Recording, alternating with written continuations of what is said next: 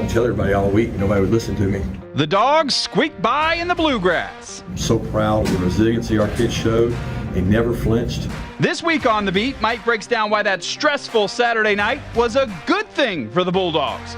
We'll also share what our boots on the ground caught on camera, and Mike weighs in on the rest of the SEC and a new number one in college football. Let's get it going. Giving you the insider takes and the big picture view on the Dogs. This is On the Beat, presented by Ingles, with DawgNation insider Mike Griffith and Cody Chaffins. Welcome into On the Beat, presented by Ingles, Cody Chaffins, and Mike Griffith with you. And it may be a bye week, but I can tell you there's nobody in Athens or Tuscaloosa or here at DawgNation who's got their feet up by the pool sipping Mai Tais, right, Mike? No doubt about it, Cody. There's a lot going on at Georgia locker room, Georgia practice field, and certainly at DawgNation, where we've got a ton of stories. Connor Riley's got a lot up, and obviously Jeff Sentel's all over recruiting. And, of course, we have our daily DawgNation Daily Show at 10 a.m. So, and tonight, we've got some pretty hot takes on the Georgia Bulldogs right now. Yeah, plenty to talk about. We got a lot going on the beat this week. Will we hear from Mike about that Georgia-Kentucky game and why he thinks it's a good thing?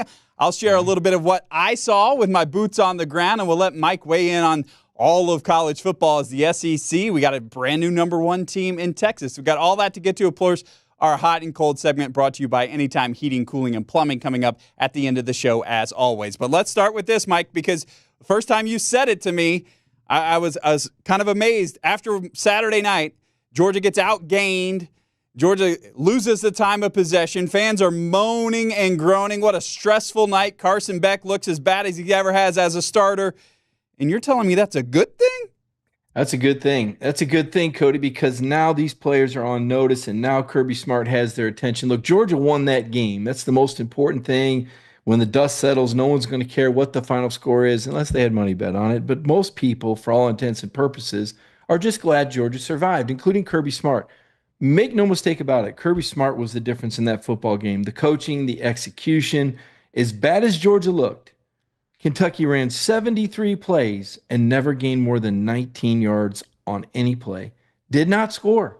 This defense is not allowed a touchdown all year. Flip side, as bad as Carson looked, no turnovers through 3 games. And when he needed to dial it up, Mike Bobo had the play ready, and they went 33 yards downfield to Dominic Lovett. That flipped the field, kept the clock running, and really made a Kentucky comeback difficult there in the final minute. So I like the fact that Georgia is put on notice. I like the fact that these players have had their eyes opened. Oh, my gosh, we better pay attention. I like the fact that Kirby Smart's going to leverage these guys and say, listen, you want to lose in Tuscaloosa?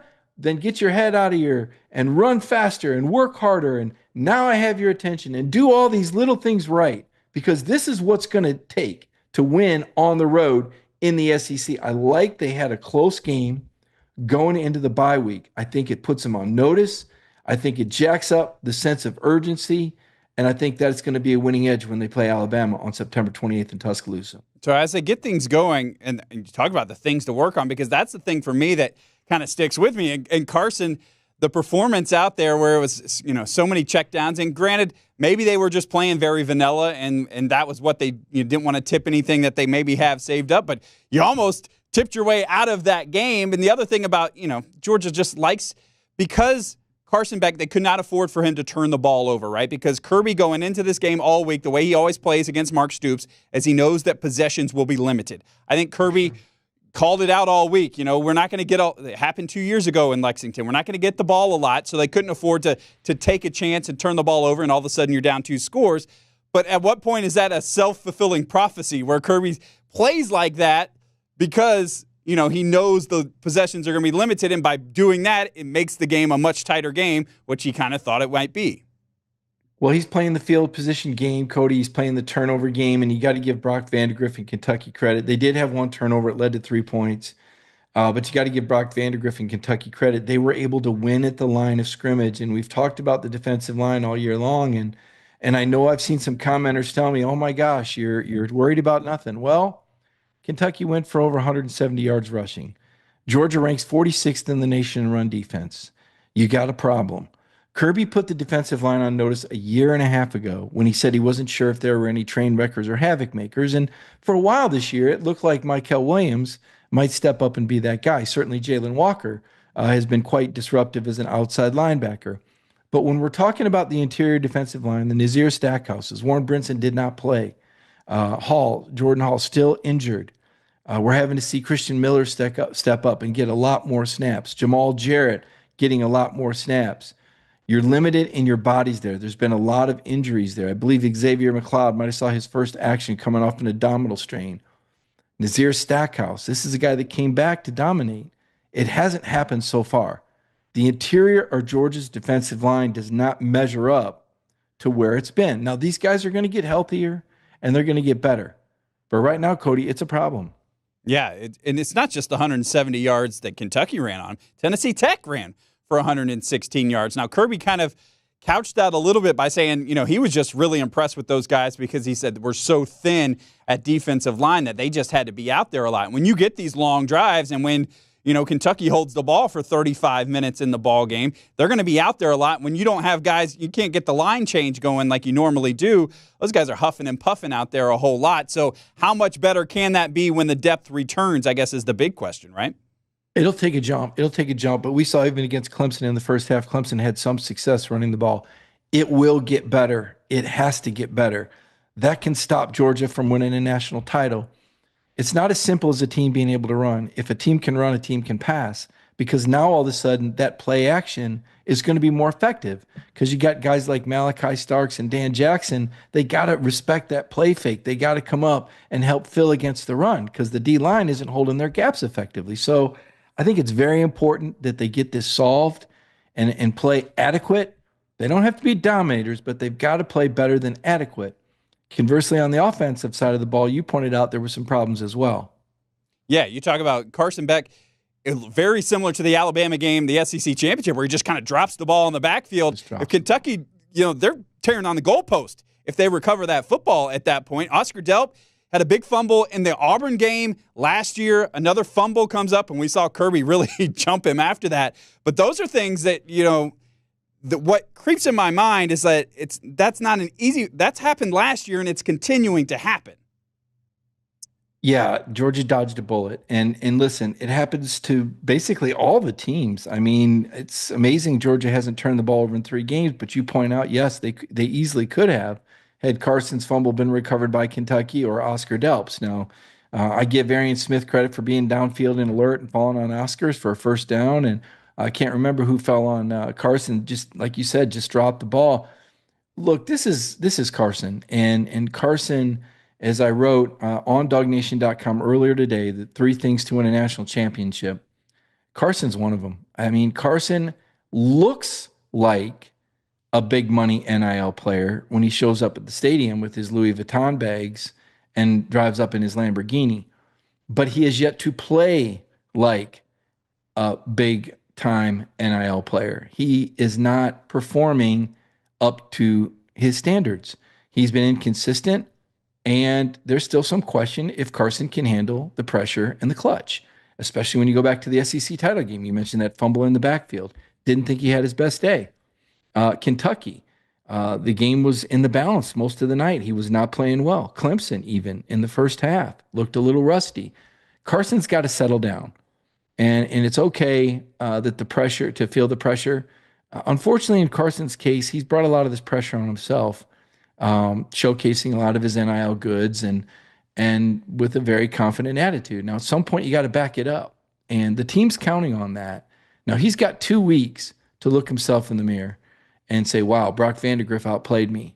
Brock Vandagriff motivated and led his teammates, and I didn't do as good a job doing that.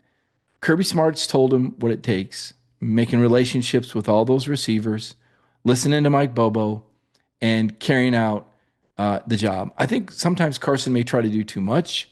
I think he needs to settle in.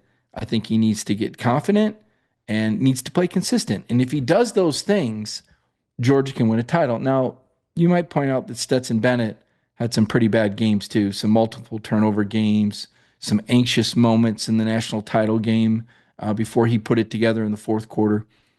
Carson doesn't have the margin for error that Stetson did. Stetson had the number one defense on the other side of the ball, holding Bryce Young out of the end zone for 3/4. Carson doesn't have that. His defense gives up rushing yardage. The field position won't be as good for him as it was for Stetson. The amount of possessions won't be as good. We're not seeing as many 3-and-outs. He doesn't have Brock Bowers like Stetson did. He doesn't have Ladd McConkey like Stetson did. He doesn't have James Cook, starting running back of the Buffalo Bills, or Zamir White, starting running back for the Raiders. He's got some new backs to work with. He's still got to get in rhythm with Trevor Etienne. I do think a future starting NFL back. So I don't think the supporting cast is as good for him. And I don't think it's a stretch to say that the Georgia offense misses Brock Bowers a great deal. Oh, that's more than evident on Saturday, of course, because I think back, Kirby kept bringing up our first road SEC game. You know, Auburn last year, we struggled. At the end of that Auburn game, they decided that they needed to get out of that hole, and they found Brock Bowers over and over. There was not that guy for that offense on Saturday. And you talk about Carson, and if the whole topic is why the loss was a good thing, right now those Heisman numbers just went Well, is that a good thing for him? Don't even worry about it anymore. That's off the table. Just go out there and play football. Well, again, I think it was a wake-up moment for Carson Beck. I don't think we're going to see him carrying $10,000 Louis Vuitton designer bags when everybody else is carrying the black team-issued team bag to the game, and he's wearing this brown. I don't know what it was. Some Italian. I guess, is that Louis Vuitton? Is that Italian? Is that right? Louis is French, I believe. French, okay. The French designer bags, and I think a Lamborghini is Italian, though, right? Yeah, Lamborghini is. You can go Okay. Prada or whatever he wants to. Yeah. All right, well, okay. So it's time to park the Lamborghini and let your girlfriend use the Louis Vuitton bags. I believe it's one of the Cavender twins, right? One of those high I profile. always say Hannah or Haley, and I always pick the wrong one, so I'm going to punt. I mean, does it matter? Anyway, it's time to focus on football. It's time to put the hard hat on, bring the lunch pail to work, humble yourself, build the relationship with your receivers, continue to build that, and listen to what Mike Bobo says. Mike Bobo, and I know there's a lot of fans that are being critical of Coach Bobo right now, but you have to understand that Mike Bobo works within the parameters of what Kirby Smart wants. The head coach signs off on everything, and the head coach wanted to play that possession and that field position game. And he's not going to turn Carson Beck loose when he's not throwing the ball effectively. So Bobo did his job. He coached him up like Kirby wanted. He had, look at Jeff Santel in the background on that photo. Man, he's a hardworking guy. He coached him up so that pass to Lovett was there. He had that up his sleeve. But the proof is in the pudding with Mike Bobo. I mean, the guy coached the winningest Georgia quarterback of all time, David Green. He coached the richest Georgia quarterback of all time. No, not Carson Beck, Matthew Stafford. He coached the SEC's all-time leading passer, Aaron Murray. And he oversaw the highest scoring offense in Georgia football history in 2014. This is a proven mentor. And Carson and Mike Bobo need to be hitting it off right now. And I feel like they probably are. I think that game has humbled Carson Beck. I think it was a wake-up call. And I expect we're going to see him razor sharp. And we're going to see a very motivated Georgia football team take the field in Tuscaloosa on September 28th. I think Georgia's going to win that game, Cody. And I don't know if blowing Kentucky out and not being tested would have been the best thing. I almost feel like this close call is going to light the fire that Kirby needs to have these guys razor sharp in less than 2 weeks in Tuscaloosa. Really well said there. You talk about some of the things that just can't keep happening for Georgia, and we talked about the fumbles and the things you can't do. One of the other things that really sticks out is the penalties.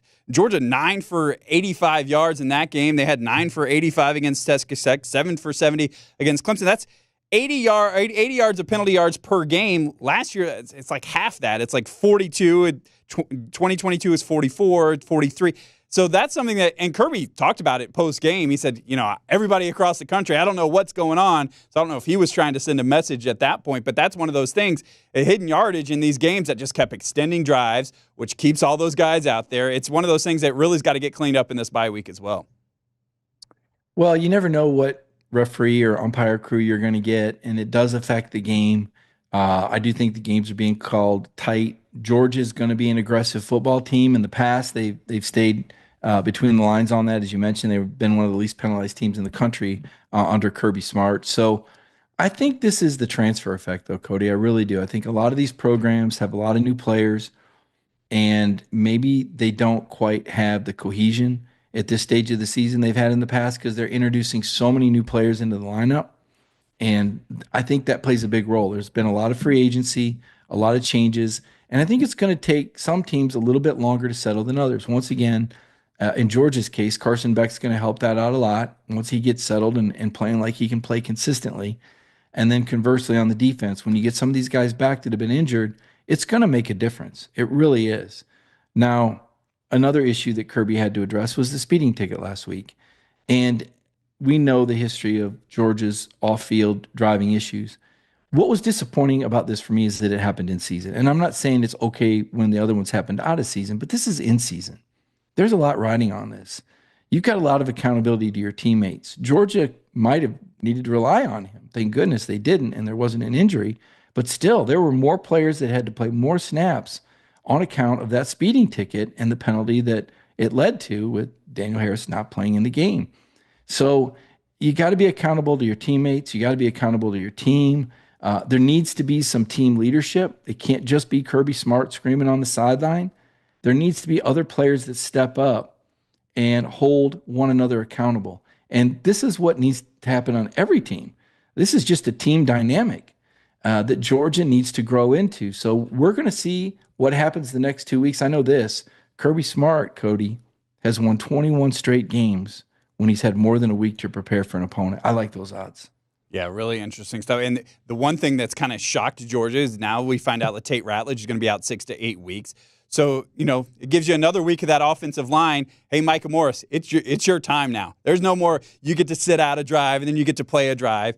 And I really think, we saw a lot more of Monroe Freeling in that game as well. They scored the touchdown when he's in on that drive. So as you think, obviously the rotation at guard's not going to happen anymore, but you feel like the tackle rotation's still going to be there? Do you feel like they're settling in? Does it worry you at all without Tate?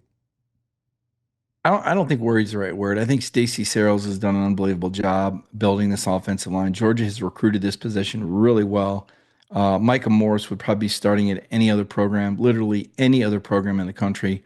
In Fairchild and Tate, I think Georgia had the best set of guards, duo of guards, I should say, in the country. I know the center graded out particularly well. I like this line. They're coached well. They're deep. I believe Tate's the kind of guy that will remain involved and be a leader. They need his leadership. In fact, he may be able to be more vocal than ever now on the sideline and help these guys out. It's not good. I'm not going to sit here and tell you they're better off without Tate Ratledge, but they're not. But I think Micah Morris is plenty capable. I don't think it's a drastic drop-off. And I think if Tate can stay involved, it's going to help these young guys out at the position. Yeah, Tate will be the Nolan Smith of this year's team. Yeah. He'll be happy to jump on somebody if he needs to.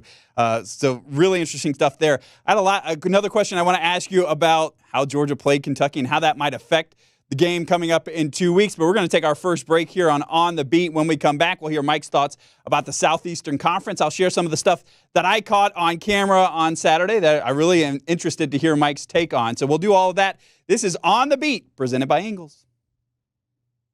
So, you gonna play this week?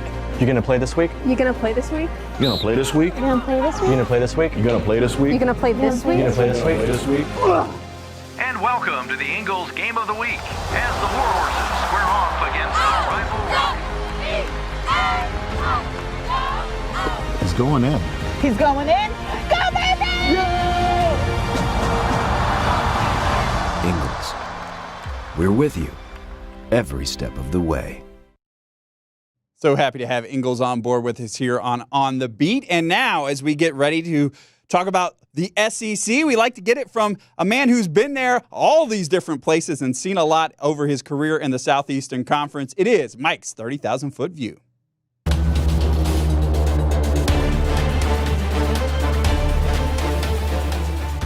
All right, big picture time, Mike, and let's start with a new number one team in the country. Georgia's close win did not impress the voters. They've put Texas now at number one. Texas has looked like the better team. Texas destroyed UTSA 56-7. Texas handled Colorado State 52-0. Texas dominated Michigan 31-12 on the road. Texas has looked like the best team in the nation, but we're talking about a beauty pageant here. You and I know, Cody, that it's a marathon. Texas is out of the gate fast. Give Steve Sarkisian credit. The Longhorns are built for this. The schedule is favorable. And right now, things could be looking much better. I wonder, though, if they look too good. Arch Manning played in that game last week, and he looked exceptional. And if sometimes they say if you've got two quarterbacks, you don't have one. I wonder the effect of Arch Manning's excellent play. What type of pressure does that put on Quinn Ewers when he returns from injury? From what I understand, it was an abdominal muscle. I'm not sure how deep that injury goes. We remember a few years back, JT Daniels was dealing with some upper body injuries. That's nothing to take lightly. And what if Arch Manning continues to play and play well? At what point does Quinn Ewers get reintroduced into the lineup? And how does the locker room feel about that? So it's early. The Georgia game with Texas isn't until October 19th. There's a lot that can happen. But talking to the Texas beat writer, Anwar Richardson, he tells me he doesn't think Texas has a ton of depth. And he wonders about the ability of Quinn Ewers and the rest of the Longhorns to stay healthy once they get deeper into the SEC schedule. Another thing to note, Texas plays Oklahoma the week before they play Georgia. I think it's going to be hard to fill up that emotional bucket 2 weeks in a row. So right now, yes, I have Texas 1 in my poll and Georgia number 2. Texas wins the beauty pageant, but that doesn't mean they win the game, and it certainly doesn't mean that they cross the line first in this marathon of an SEC season. Now, Tuscaloosa, they're feeling pretty good. They beat Wisconsin on the road 42-10. But if you look a little closer, and if you were watching that game, you'll see the Wisconsin starting quarterback got knocked out, I believe, on the second series. They were playing a backup quarterback in Madison, Wisconsin. And oh, by the way, that's not a great Wisconsin team. That's about a 500 Big Ten team. I think I would put that team on the same level with maybe, I don't know, South Carolina. Am I giving South Carolina not enough credit? I don't think Wisconsin's good. And the fact that Alabama went for 42, a lot of explosive plays, they're not going to be able to run by Georgia like that. Alabama's played South Florida and Wisconsin and Western Kentucky. None of those teams have the SEC speed that they're going to see when Georgia comes there. None of those teams have the physicality that Georgia's going to play with. Now, I'm not saying Georgia's going to shut them down. I don't necessarily think that's the case. Alabama has some dynamic players. Ryan Williams is the best freshman receiver I've seen in a long, long time. Certainly better than anybody Georgia has on their roster right now. The running back, Haynes, I think he's very good. I'm not sure I'd put him on ETN's level, but if not, very close. But I've got questions about their offensive line and their ability to sustain drives. I also have questions about their defense and their tackling. So while Alabama looked good winning 42-10, I see a lot of holes in that team as well for Kalen DeBoer to be working on during their bye week before Georgia comes to Tuscaloosa. Finally, Tennessee is on fire. They scored over 70 points. They offered a running clock. That's how bad they beat Kent State. They've got a showdown in Oklahoma this week. All eyes will be in Norman. Josh Heupel once quarterbacked Oklahoma to a national championship, and Bob Stoops hired him to become an offensive coach. And then Bob Stoops fired him. How would you like to be a national championship quarterback that got fired from your own school?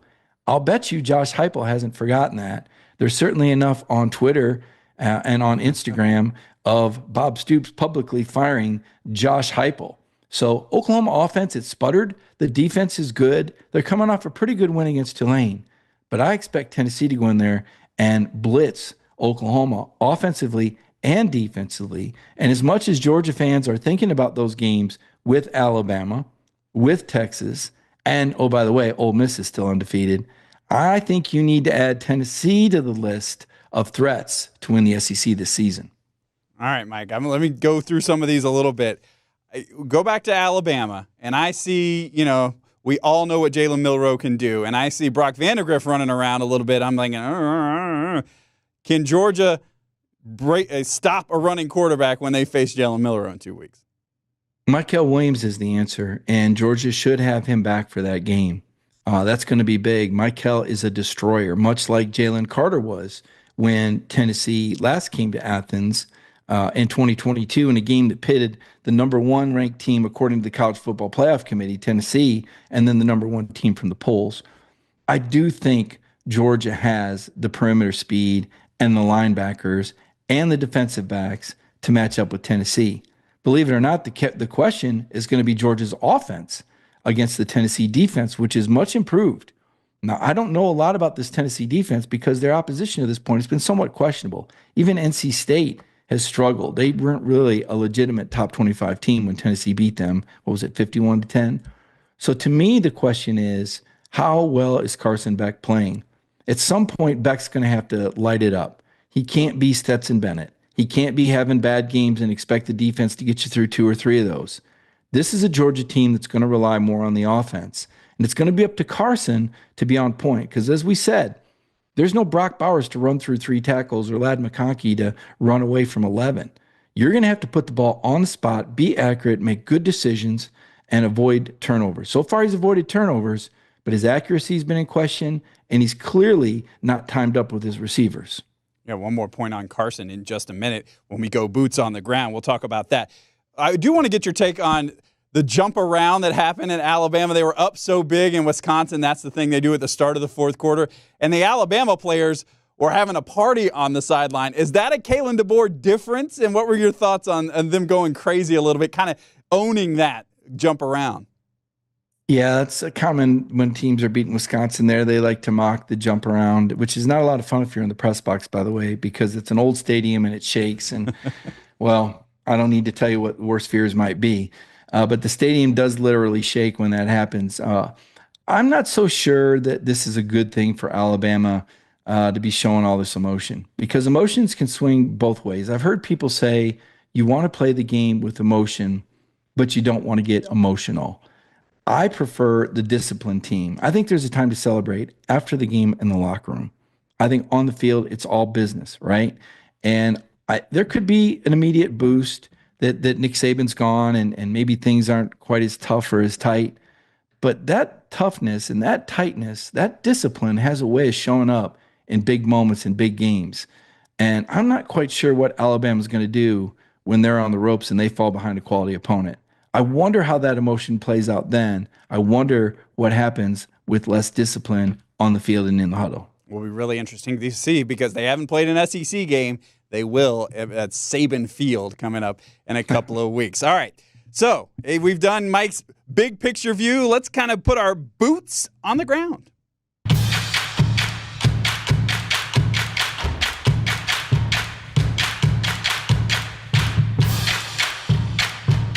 So I got to shoot the game on Saturday, and one of those things that happened near the end of that game, about 6 minutes left, I'm looking down. I said, it's a real possibility that these folks are coming on the field with me. I had to go over and make sure all my gear was secure because it could have turned into a chaotic scene that we talked about. Veteran move there. Veteran move, Cody. Good thing for the Dogs. It did not. I don't know how many bourbon-fueled folks were going to be coming down. It's, it was 10 o'clock at night at that point. One of the things I did see, though, I do want to take you through a couple of those things. First thing I saw, we talked so much about Carson Beck. Really, Beck on the sideline to me late in this game, because he was on the sideline a lot. We've talked about the time possession, but he was working out his shoulder, and he just could not get comfortable all throughout the night. You can kind of see him right here. He was just trying to stay loose. He looks like he didn't want things to tighten up a little bit, and it was one of those things, I wasn't the only one who saw he just did not look comfortable most of the night. So we asked him about his shoulder after the game. Here is what he said about that. Yeah, thankfully we have a bye week, so we'll see. Yeah, no, I'll be fine, but no, we'll see. So short and sweet on that. Any worries at all? We talk about Quinn Ewers and the ab strain. Is this something that can get better in 2 weeks? Is it something that's not going to get better the whole rest of the season? Could it limit Carson? Well, I remember Stetson playing through something like that in 2022, and I remember JT trying to play through that. There's going to be bumps and bruises. You're going to get hit. It's going to be sore. It's interesting to hear Carson talk about it and say, thank God there's a bye week. I'm not sure I would have said that. I'm not sure I would have alerted anybody to that shoulder injury if it's legit. To what extent, when I say legit, I mean to the point of perhaps affecting his playing time. I don't think it is, or I don't think he'd have gone back out there. But yeah, that's something Carson's got to do. I mean, Carson has an opportunity to show the NFL what he's all about. I guarantee you there's a lot of NFL quarterbacks right now that are having a sore shoulder and that have been landed on. If there is something medically wrong with Carson, he won't play. But I don't believe that's the case. I think it's probably a contusion, a light sprain. This is something that'll have to be monitored, watched. It could limit how much he practices and how much he throws the ball. He could be on a pitch count. I don't know. I don't expect Kirby Smart to divulge that to us, but I think it is fair to say that a lot of Georgia's hopes ride on that shoulder. But I'm more concerned about what's between the ears right now with Carson Beck than what's going on with the shoulder. I think his biggest problem is himself and the pressure that he's putting on himself and the pressure that he's feeling. Now, to be fair, Cody, he brought a lot of this on himself. And again, showcasing a lot of this NIL money and these NIL items on social media, that brings an expectation with it. And now Carson has got to perform to that level. I think he's capable. I think he'll get dialed in. I don't think the shoulder is going to be a problem. I expect Carson to throw 3 touchdowns against Alabama on September 28th. And maybe that's something that even focuses him more, knowing he's got that and he's got to fight through it. We will, interestingly enough, now get an injury report that Georgia will have to tell us exactly how Carson is feeling, or at least report something about that. Another thing I saw on Saturday before the game was watching Jalon Walker warm up. It was something that was really cool to me because he's got to warm up with the inside linebackers, and then he goes and warms up with the outside linebackers, the edge rushers as well. And watching the way he warmed up told me a lot about who he is. He's one of those folks, if we take a look at the video, you'll see him kind of do some stuff with Chaz Chambliss. Chaz kind of maybe surprised him. He went inside instead of outside. Walker wasn't having any fun with it. You see how Chaz is laughing? He's like, no, run it again. Do it again. I got to get this right. Not only does he do it one more time, he wants to do one more rep. Coach isn't over him watching, right? He just wants to get this right. Kirby Smart, after the game, called him a natural-born leader. One more rep by himself. He was also the last one on the field doing some of his warm-ups. The way he goes about it, it's the son of a coach, right? So that's part of what makes him him. But then he's like that, so dialed in before the game, and then goes out and has an incredible game. Tells you a lot about Jalon Walker. I like him even more watching him warm up. Yeah, I like this guy. He's a superhero, right? I mean, you lost Brock you lost Brock Bowers. Freudian Kentucky slip there. You lost Brock Bowers last year, but you got Jalon Walker, and he is sensational. He can hurt you from so many different angles. Georgia can put him all over the field. And when they get Michael Williams back, watch what they do with these two. These two are going to absolutely wreak havoc working together. Very special player, very interesting boots on the ground to see the work that's being put in behind that, to see the focus. This is what Georgia needs. They need a team leader. They need Jalon Walker to step up and be vocal, like Malachi Starks. I'm very impressed. This is a first-round pick. This is a difference maker. This is a guy that can, change the complexions of games. I think about Azeez Ojulari as a guy that was like that for Georgia. I look at Jalon Walker and his vast ability to go inside linebacker, outside linebacker, a true hybrid player, but a real headache for opponents. Never know where he'll line up. But you do know, if you're a Georgia fan or someone that follows the program closely, this is a guy that's going to be assignment sound, that's going to lead the team. All right, so that was my first two things. And we've had some it's been a very serious week, right? Georgia plays a close game, and we're all serious. Well, go a little bit lighter for my last thing that I saw, boots on the ground. It's one of those things that if you're watching on TV, you don't always get to see. So us being in the stadium, it was a really cool moment. Just take a look at what happened pregame.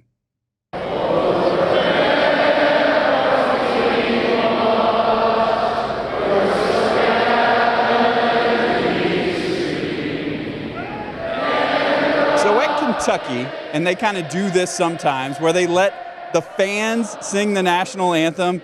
It was so cool. I love it every time. It beats anybody out there that's a rising pop star who wants to do their own take. No, let the people do it. It was a really powerful moment. Mike, you're somebody who served in the military. I'm curious your take on that, and do you have a favorite kind of pregame, whether it's somebody in particular you love the national anthem or some kind of flyover? What's your favorite thing about pregame? Oh, wow. A lot. At Georgia especially, it's such a great place to watch a game at Sanford Stadium, and seeing the fans come in and, hearing the Georgia fight song. When the dogs come out of the tunnel to Bob O'Reilly, that's awesome as well. I do like flyovers. I wish we saw more of them. I think it's a great chance for our military, to showcase our power and, perhaps interest some young people who aren't certain about their future, who may want to serve their country and earn some college money and learn a lot about life, learn a lot about leadership, learn a lot about motivation. I'm turning this into a recruiting commercial, Cody, it feels like, but it really made a difference for me in my life. I'm proud that I served our country. I understand what it means to be willing to die for the flag. That's what that emblem meant to soldiers. You didn't need to know why you were being ordered to do something. You merely needed to look at your shoulder and see that flag on it and understand that you were protecting a way of life that our forefathers have sacrificed for, the greatest sacrifice of all, given their lives in times of war. That's what the flag means to many people that served. I know there's been controversy around it, but I can speak from a soldier's perspective. That's what that symbol stands for. Civilians, right? When you're in the military, you don't consider yourself a civilian. You're a piece of the government, as expendable as a number 2 lead pencil, and you've got to have a greater good to serve and sacrifice for.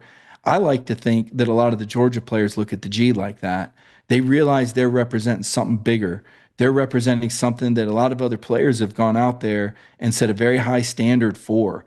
And I see how Kirby uses that. Kirby's a big fan of the military. He speaks to military groups every year. And I think a lot of the Georgia training is somewhat similar to that, with the esprit de corps and the willingness to fight for your brother in that foxhole next to you. It's not about you. It's about the team. And I need to do my job and play my role and make that ultimate sacrifice. So dialing it all back to the original question, military flyovers have great significance for me, and all national anthems are fantastic. In fact, with your background as a weatherman and as a singer on this program, maybe at some point we'll get you to sing a few bars.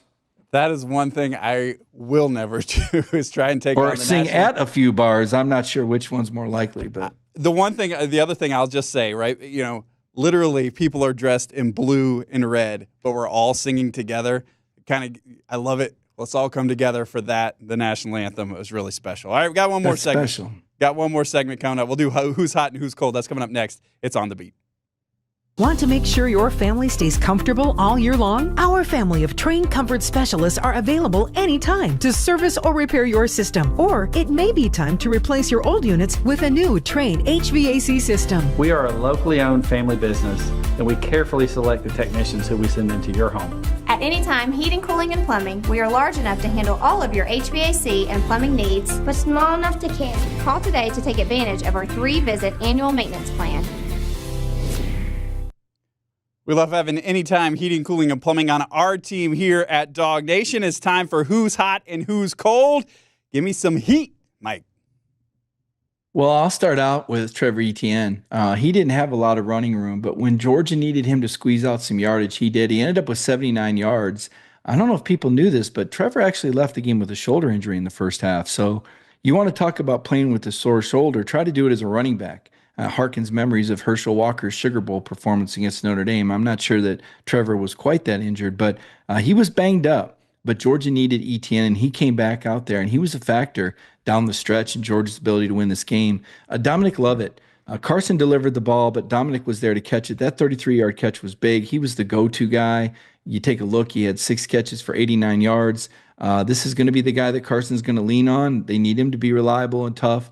You saw early in the game, Dominic mixed it up with a Kentucky player. There was some body slam action there. He's not the biggest guy in the world, but man, is he tough. He's definitely on the hot list. So is Jalon Walker. The game stats weren't as accurate as the Georgia stats. I believe this guy had at least 6 quarterback pressures and wreaked havoc on Brock Vandagriff all night. Malachi Starks also 8 tackles. I know he had 1 PI, but Malachi was in that guy's jersey all night. Dalen Everett showed you some lockdown ability. Again, a 13-12 win. You wouldn't think there were that many great individual performances, but there really were. And Kirby Smart and the coaching staff. They don't win that game without Kirby Smart. You saw him on the sideline infusing his energy into the team, in the grill, in the huddle, making himself known. His sideline demeanor is what you want in a head coach. He's tough. He's thorough. He's poised. He picks his spots well. Georgia's fortunate to have Kirby Smart. Certainly earned his paycheck last Saturday night. They do not win that game with another coach on the sideline other than Kirby Smart. The cold list is Carson Beck. The inconsistency at this point of his career is maddening. He's better than what he's showing you. This is a matter of being on the same page of the receivers. I can't tell you how many times Kirby mentioned he wanted to see Carson working more with some of these receivers, and now the chickens have come home to roost. Carson's got 2 weeks to straighten this out with some of these young receivers and new receivers and get on the same page. Also, Cole, the Georgia interior defensive line, you mentioned it, Cody. Kentucky goes for 170 yards. Now, again, no plays longer than 19 yards. That's big. That's Glenn Schumann. That's Kirby. That's Muschamp. That's T-Rob. That's a lot of great scheming and some great work on the back seven. But that front four's got to do a better job. There's been too many yards before contact. They need Nazir Stackhouse to step up. They need a healthy Warren Brinson to be beside him, and they need Michael Williams on the field. Yeah, one of the guys, I will say, for one of my guys, it's starting to heat up. If we're looking for somebody out of that group to step up, Ty Ingram Dawkins I thought, had one of the better games that he's had. He's one of those guys who's been hurt, I feel like, his whole Georgia career. Now he's finally on the field. He gets a sack, couple tackles for a loss in the game. He's somebody who's heating up. If he can rise, maybe he can bring that whole group with him. So looking to see that from Ty Ingram Dawkins. There he is right there, finally getting out on the field against Tennessee Tech as well. Cold for me has to be the tight end, Ben Urosic. Whole tight end room really hasn't been outstanding. Lawson Lucky's had his moments this year, but Ben Urosic just got whipped on a couple of those drives. Georgia had a whole drive that had to go out the window because he couldn't block on 2 straight plays, and then they had a bad snap on the third play. He's one of those folks, hadn't had a catch yet this year. For me, when he jumped off sides in the Clemson game, Mark Richt used to call it holding your water. He couldn't hold his water. It looked like he was definitely not ready for, big-time games in that spotlight Southeastern Conference game on the road. Maybe he wasn't ready for that under the lights at, I keep wanting to say Commonwealth, at Kroger Field up there in Lexington. So I'd like to see him heat up a little bit, but he's been ice cold. Cody, I didn't know you had it in you. I thought for you have been one of the nicest guys on the DawgNation staff, but you have just tore Ben Urosic a new one there. He may want to go back to Stanford after that evaluation. Maybe I can fire him up on the bye week. Well, let's face it. The guy's been a bust. He hasn't done anything yet. I mean, this is a guy that was supposed to come in and be an impact player, and he hasn't done anything, as you said, except for have some issues. He certainly looks the part in a uniform, but he's not the projected number 3 tight end in the NFL draft like advertised. Now, to be fair, he was coming off a shoulder. He's probably a little rusty, and the Georgia offense is somewhat complex. But when you're a priority free agent, which Urosic was, there's more expectations on you. Now, to be fair, Oscar Delp and Lawson Lucky have done a great job there, and I don't think it's really hurt him that bad. But you're right. For a guy that was expected to bring some energy and some playmakeability and maybe even harken memories of Brock Bowers, he hasn't done that. There's been more sours in him than Brock Bowers. All right, so that probably wasn't that good, but I went with it. All right. Well, we'll work. It's a bye week, right? We got things to work on. I got to work on it. We'll be sharp next week ahead of Alabama. Yeah, we didn't have our normal Kirby Smart press conference like we do on a Monday. We will hear from Kirby on Tuesday after practice. What do you want to hear from him?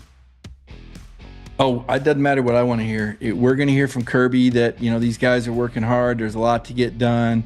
Too many things to talk about. They're going to work on themselves this week before they look at Alabama next week. This team did some good things. He's proud of a lot of efforts. He's proud of the resiliency. These guys made the plays when they had to. He tried to tell you how good Kentucky's going to be. Every team's going to be like that. They treat them all the same. And he expects the same thing at Alabama. So, Kirby's going to give you that just another day at the office attitude. But, Cody, you better believe behind closed doors, there's going to be some different messaging going on. And this team is going to be ready to fight. I mean, this team is going to be so jacked up when they take Saban Field, which, if you're Kalen DeBoer, apparently one of his radio guys accidentally called him Nick the other day. You got to be about sick of this, right? I mean, hey, I'm the new coach here. I think Nick Saban gets more FaceTime during the games than Kalen DeBoer. And what's going to be interesting is when Georgia takes a lead and starts making plays, and Saban has to go on game day the next week, and he's asked about Georgia beating Alabama. Is it going to be that he's still working with the team, or is he going to start coaching them up? And this is what I would have done. And that's what's going to be interesting, because the ego in Nick Saban is unbelievable. I got to tell you, this guy has the ego to match the coaching accomplishments. And it's going to be hard for him to sit there and watch another guy lose to Georgia on the field named after him on September 28th. Looking forward to it. All right, great last word, Mike. This is On the Beat. We'll see you next week.